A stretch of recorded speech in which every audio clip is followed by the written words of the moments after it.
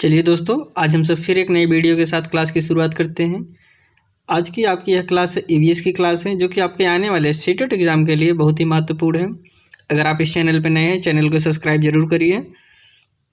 CTET से related जितने भी सब्जेक्ट हैं, सभी सब्जेक्ट का वीडियो यहाँ पे आपके लिए उपलब्ध होगा। आइए हम सब आगे बढ़ते हैं। अब इसकी पीडीएफ के लिए आप टेलीग्राम चैनल को ज्वाइन कर सकते हैं, जो कि लिंक डिस्क्रिप्शन में दिया गया है। वहाँ पे क्लिक करके सभी क्लासों का पीडीएफ आप डाउनलोड कर सकते हैं। हम सब पहला क्वेश्चन देखते हैं। पहला क्वेश्चन है, कुडुख कहाँ के लोगों की भाषा है? ऑप्शन है आपके पास मिजोरम, मणिपुर, अरुणाचल प्रदेश या झारखंड। इसमें आपका राइट आंसर है option number D is right answer, Jharkhand. अब इसकी हम कुछ की पॉइंट समझते हैं। कुडुख या कुरुख एक भाषा है जो भारत, नेपाल, भूटान तथा बांग्लादेश में बोली जाती है।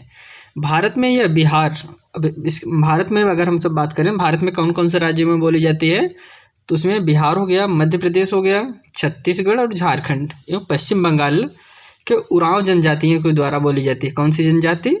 उरांव जनजातियों के द्वारा बोली जाती है। कौन सी भाषा? कुडुख भाषा। आइए हम सब नेक्स्ट क्वेश्चन देखते हैं। नेक्स्ट क्वेश्चन है, यह भालू जैसा दिखता है, एक जानवर की यहाँ पे बात हो रही है। करेंगे यह भालू जैसा दिखता है परंतु भालू नहीं है। यह दिन के लगभग 17 घंटे वृक्षों के शाखाओं से उल्टे लटक कर सोता है। जिस वृक्ष पर रहता है उसी की पत्तियां खाता है। यह लगभग 40 वर्षों तक जीवित रहता है। इस जानवर का आपको नाम बताना है। ऑप्शन आपके पास है लंगूर, सलाद, चिंपैंजी या फिर पांडा। इसमें आपका राइट आंसर है option number D, option number B is right answer, सलाद। अब यहाँ पे सलाद की बात कर रहे हैं, तो यह दुनिया का सबसे आलसी जीव है। कैसा? सबसे आलसी जीव जो है सलाद है। इसको हम सब एक अच्छे तैराक के रूप में भी जाना जाता है। सलाद को एक अच्छा तैराक भी माना जाता है। यह शाकाहारी जीव है। सलाद जो है आपका शाकाहारी जीव है। यह दक्षिण अमेरिका और उत्तरी अमेरिका में पाया जाता है। कहाँ कहाँ पे? एक क्वेश्चन आपका बन सकता है, ये सलाद कहाँ पे पाया जाता है? ये दक्षिणी अमेरिका और उत्तरी अमेरिका में पाया जाता है। चलिए हम सब नेक्स्ट क्वेश्चन देखते हैं। निम्नलिखित में से कौन सा पक्षी कैक्टस पौधे कांटों के बीच अपना घोंसला बनाता है? ऑप्शन आपके पास फाख्ता, शकरखोरा, बया या फिर कलचिड़ी। इसमें आपका राइट आंसर है option number A is right answer, फाख्ता। अब इसके हम सब कुछ की पॉइंट समझते हैं। करें कि कबूतर प्रजाति का एक बहुत सुंदर पक्षी है। आप चित्र में भी देख रहे होंगे, यह जो है कबूतर प्रजाति का ही एक पक्षी है। फाख्ता को घुघु पक्षी भी कहते हैं। इसको आप सब ध्यान दीजिएगा। यह पक्षी अपना घोंसला झाड़ियों में बनाता है। कहाँ पे? जो झाड़ियाँ होती हैं वहाँ पे बनाता है। कौन? फाख्ता। चलिए हम सब नेक्स्ट क्वेश्चन देखते हैं। पशुओं की त्वचा पर विविध पैटर्न, डिजाइन होते हैं ना, तो उनके बारे में पूछा है। उनकी त्वचा पर बालों के कारण किस कारण से होते हैं? उनकी त्वचा पर बालों के कारण होते हैं, या फिर सेकंड पॉइंट है उस जलवायु के कारण होते हैं जिसमें वे रहते हैं, या उनकी शारीरिक शक्ति को इंगित करते हैं, या फिर लास्ट पॉइंट है आपका हम परावर्तित प्रकाश के कारण होते हैं। इसमें आपका राइट आंसर है option number A is right answer, उनकी त्वचा पर बालों के कारण होते हैं। कह रहे हैं कि जो पशुओं के शरीर पर जो डिजाइन बने होते हैं, जो पैटर्न होते हैं, किस कारण से होते हैं? तो जो उनके शरीर पे बाल होते हैं, इसीलिए उन पर डिजाइन बनी होती है। इसके हम कुछ की पॉइंट समझते हैं। जानवरों के विभिन्न स्वरूप उनकी त्वचा पर बालों के कारण होते हैं। किस कारण से? बालों के कारण से होते हैं। यदि जानवर के त्वचा पर कोई बाल नहीं होगा तो कोई स्वरूप नहीं होगा। कहने का तात्पर्य है, अगर उनके शरीर पर बाल नहीं होगा तो कोई पैटर्न नहीं होगा, सिंपल से रहेंगे, उन पर कोई डिजाइन इंगित नहीं होगा। चलिए हम सब आगे देखते हैं। नेक्स्ट क्वेश्चन है, जो व्यक्ति जंगल में कम से कम 25 वर्ष से रह रहे हैं, उनका उस जंगल भूमि पर और उसमें पैदा होने वाली वस्तुओं पर अधिकार है। यह जनादेश किसके द्वारा दिया गया है?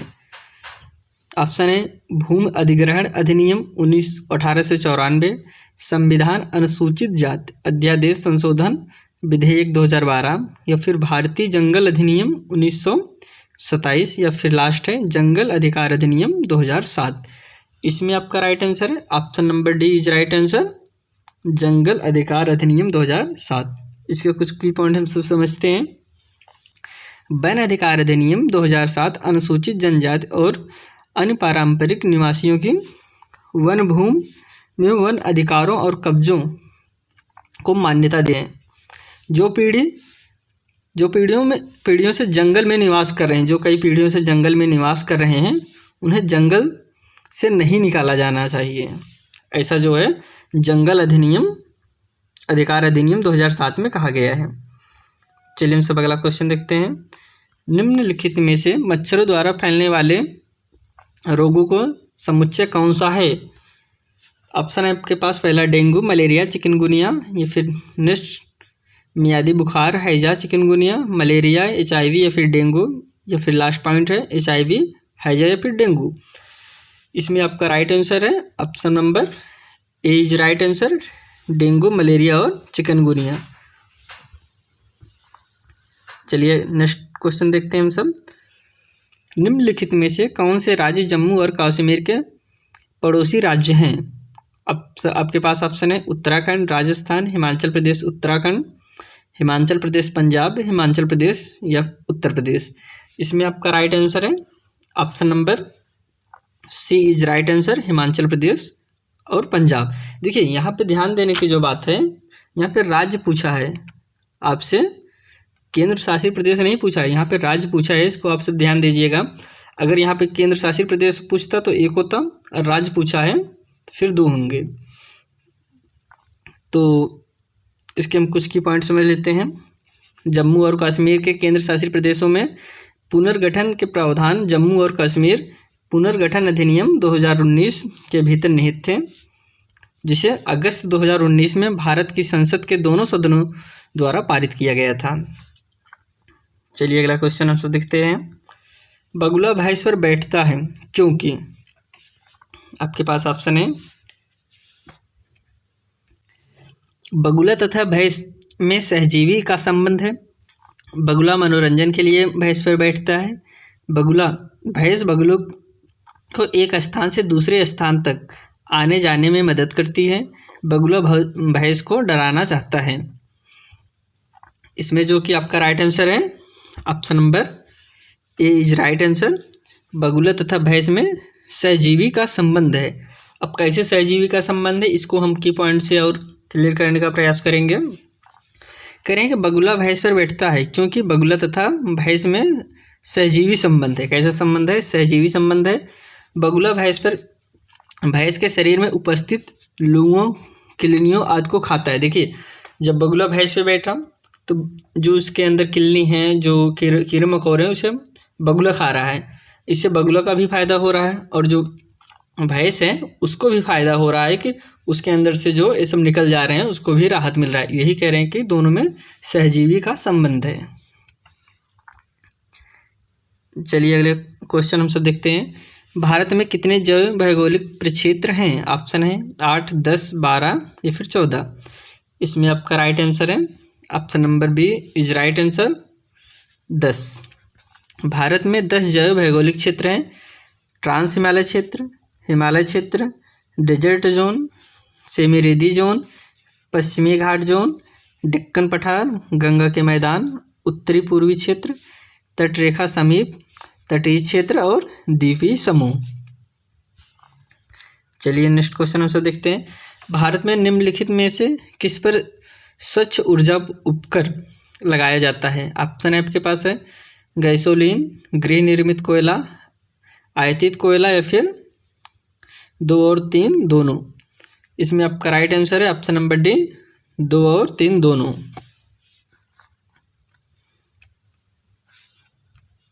अब देखिए करें स्वच्छ ऊर्जा उपकर गृह निर्मित कोयला और कोयले के आयात पर लगाया जाता है।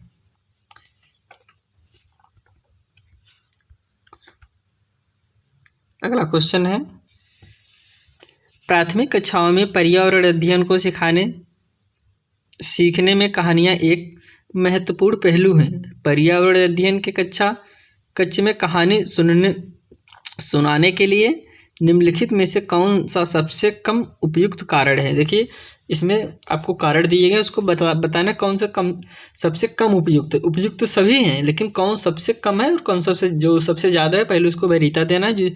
कम जिसका महत्व कम है वही आपका इसमें राइट आंसर होगा। कह रहे हैं कहानियों में व्यक्तियों के अनुभव शामिल होते हैं।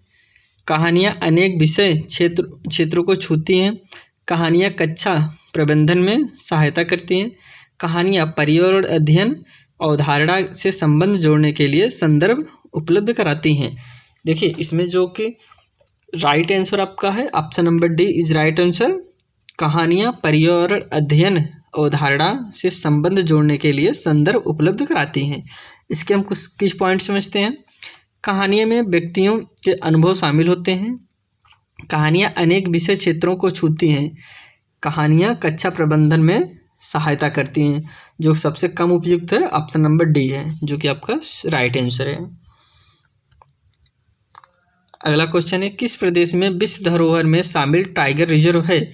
ऑप्शन है असम, हिमाचल प्रदेश, उत्तराखंड या फिर उत्तर प्रदेश। इसमें आपका राइट आंसर है option number A is right answer, Assam. Manas tiger reserve Assam में हिमालय की तलहटी में है। कहाँ पे है? तलहटी में है। यह विश्व धरोहर में शामिल है मानस टाइगर रिजर्व। नामदाफा राष्ट्रीय उद्यान किस प्रदेश में है।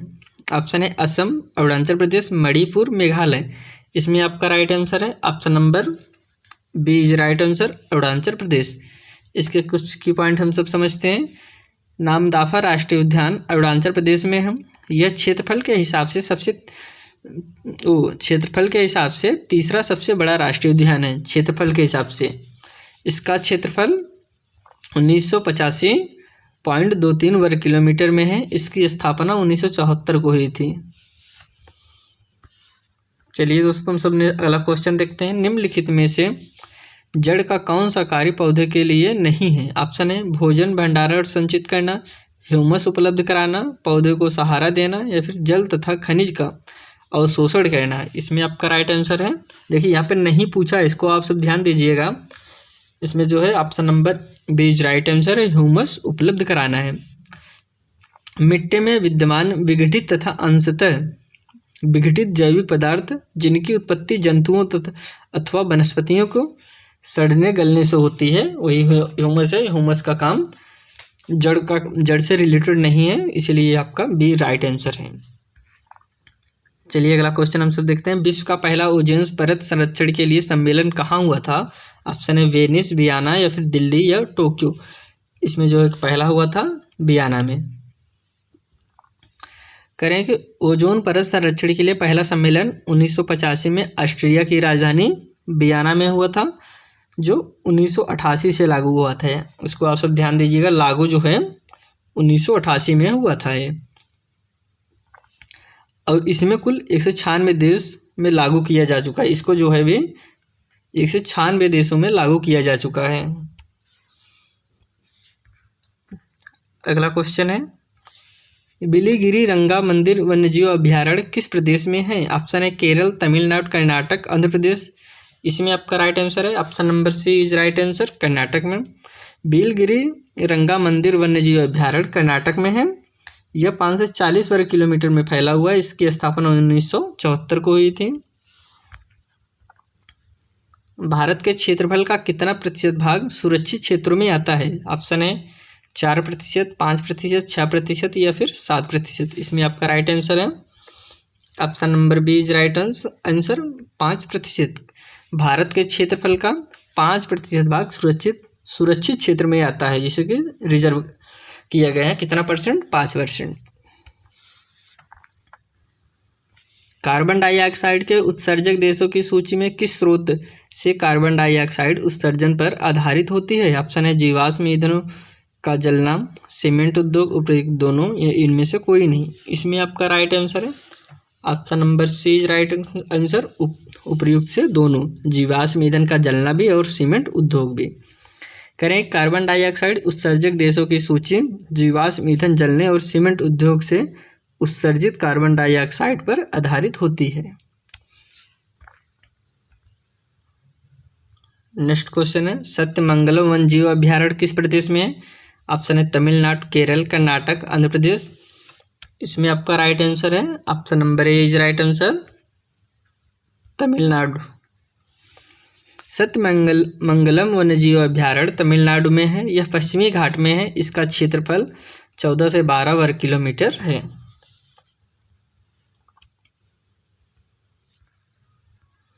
अब दोस्तों यह सेशन हम यहीं समाप्त करते हैं। आपसे फिर मिलते हैं एक नए वीडियो में कल। तब तक के लिए धन्यवाद।